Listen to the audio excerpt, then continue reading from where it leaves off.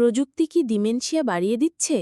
৫৭টি ভিন্ন গবেষণায় উঠে এসেছে বিস্ময়কর তথ্য। ২১ শতকে দাঁড়িয়ে প্রযুক্তি ছাড়া এক মুহূর্ত চিন্তা করা কঠিন। কম্পিউটার থেকে শুরু করে মুঠোফোন তো বটেই, এখন যুক্ত হয়েছে এআই। এসব বাদে যেন কোনো কিছু চিন্তা করাই অসম্ভব।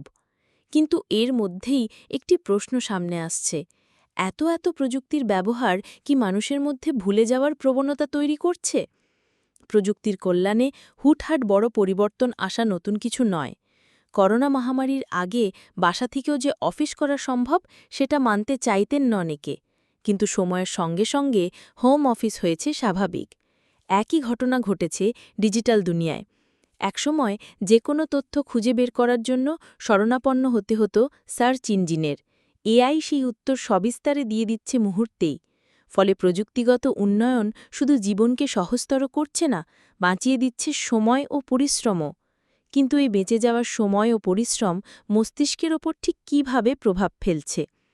যুক্তরাষ্ট্রের ইউনিভার্সিটি অফ টেক্সাস ও বেইলর ইউনিভার্সিটির এক যৌথ গবেষণায় দেখা গেছে, এতদিন প্রযুক্তি ব্যবহারের ফলে মানব মস্তিষ্কের কর্মক্ষমতা কমার যে গুঞ্জন ভেসে বেরিয়েছে তার কোনো সত্যতা নেই। নেচার হিউম্যান বিহেভিয়ার জার্নালে প্রকাশিত এই গবেষণায় দেখা গেছে, ডিজিটাল ডিমেনশিয়া নামে যে হাইপোথিসিস আছে তার কোনো প্রমাণ নেই গবেষকদের কাছে। বরং ৫০ঊর্ধ্ব মানুষদের স্মার্টফোন, কম্পিউটার কিংবা ইন্টারনেট ব্যবহার তাদের স্বাভাবিক স্মৃতিভ্রম অনেকটা স্থিমিত করে। ডিজিটাল ডিমেনশিয়া কী? ২০১২ সালে প্রথম ডিজিটাল ডিমেনশিয়া তত্ত্ব নিয়ে হাজির হন জার্মান স্নায়ুবিজ্ঞানী ও মনোবিদ ম্যানফ্রেড স্পিৎজার। মূলত যে হারে প্রযুক্তির ব্যবহার বাড়ছে এবং মানুষ যান্ত্রিক পর্দার সামনে প্রতিদিনের বেশিরভাগ সময় কাটাচ্ছে, তাতে প্রযুক্তির ওপর নির্ভরশীলতা বাড়ছে অনেকটাই। এতে নিত্য প্রয়োজনীয় তথ্যগুলোও মনে রাখতে ব্যর্থ হচ্ছে অনেকে। যেমন ফোন নম্বর। একসময় প্রিয়জনের ফোন নম্বর আমাদের মুখস্থ থাকত, এখন ফোন নম্বর ঠাঁই পায় মুঠোফোনের কন্ট্যাক্ট লিস্টে। ফোন নম্বর মনে রাখার চেষ্টাই করে না কেউ। আবার অনেকক্ষণ যান্ত্রিক পর্দার সামনে থাকলেও সেখান থেকে শেখার ইচ্ছা থাকে না অনেকের।